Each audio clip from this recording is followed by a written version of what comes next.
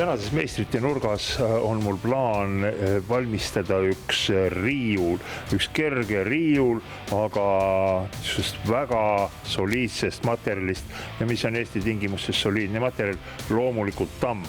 Ja tamme liimpuitkilbid on siin olemas, täitsa saadaval. Mul jääb ainult üle valida sobilik ja minna sellega töökotta.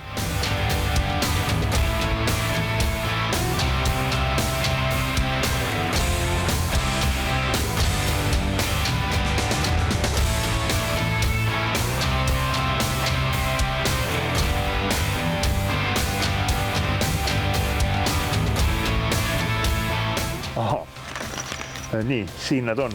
Neid ma otsisin mööblikruvi, suurepärane lahendus selliseks ise tegemiseks.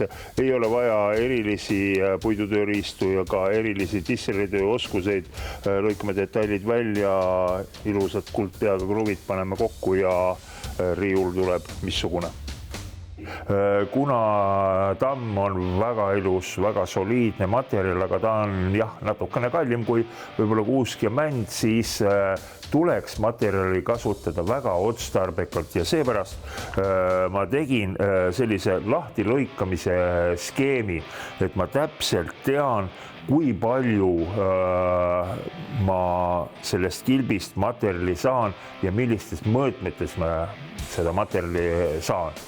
Vastavalt sellel ma siis tegin ka projekti ja sobitasin need kaks asja kokku, et tuleks välja üks, võib-olla siis ilus, soliidne asi, teisalt ei kulutaks üleliia raha. Ja selline see lahtilõikamise plaan siis välja näeb, riiuliplaadid ja riiulipostid, mille peal siis kogu see asi seisma jääb. Tähtis on ära teha ka plaan ja plaani peal me siis näitame tavaliselt ära, milline ta näeb välja külgvaates ja hea on ka ära näidata, mis kohale tulevad riiuliplaadid ja anda mõõdud. Pange tähele, siin on minu meelest üks väga oluline asi. Kui te riiuliplaadi mõõtusid annate, see tähendab kinnituskohad, freesimised, siis andke need mõõdud ühest punktist. Siin on võetud alt ülesse, alt ülesse, alt ülesse, alt ülesse. Siis on minimaalne eksimisvõimalus. Kuna tegemist on tammega, siis lahtilõikamisel kasutage hästi teravat saagi ja pange kas või selle hea töö nimel uus saeketas sisse, sellepärast, et natukenegi nüri saeketas kipub tamme põletama ja jäävad sellised mustad jutid peale.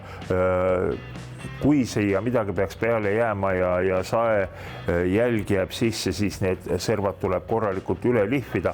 Ja teine asi veel, näete, mul on siin need riiuliplaadid välja lõigatud ja nendele on vaheliistud pandud, sest tavaliselt ei õnnestu seda tööd teha nüüd ühe päevaga korraga, sellised kodused meistrimehed, me teeme ikka nädalavahetustel ja kui me laome need plaadid virna üksteise vastu, siis juhtub see, et niiskus siin vahel on suurem kui ülemise plaadi üleval ja plaadid võivad hakata kõverduma.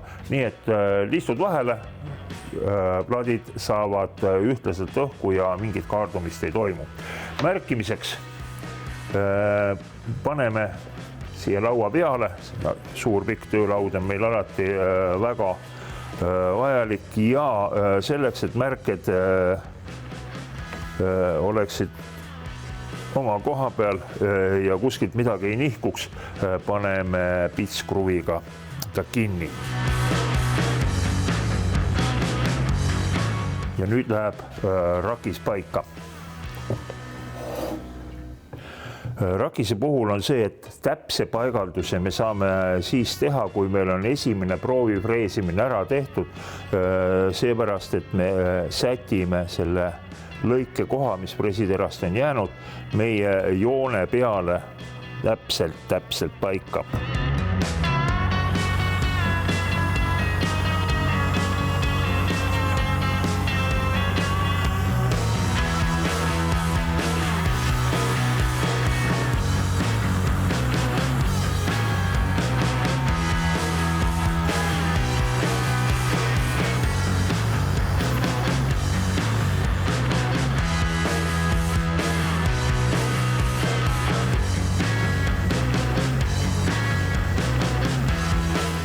kui augud puuritud, siis tegelikult tuleks neid liistude ja ka riiurite servasid, õigemini nurkasid natukene kumerdada, nii-öelda pehmendada, seepärast, et nad on väga teravad.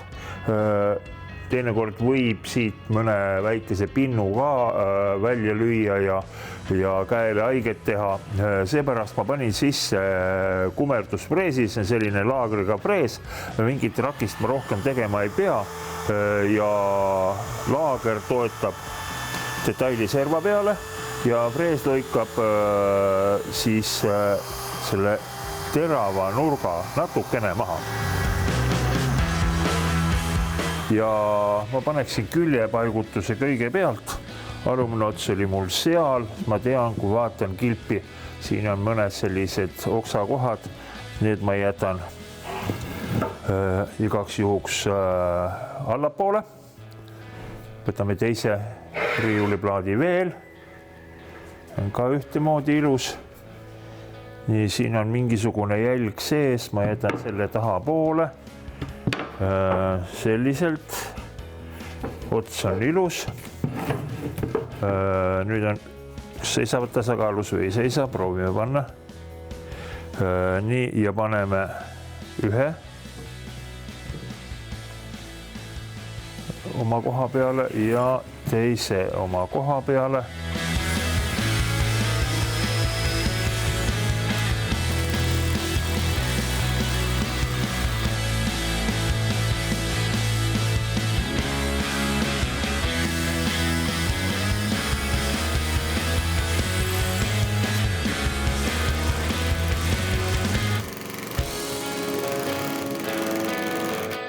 Ja üritame ta siis püsti panna.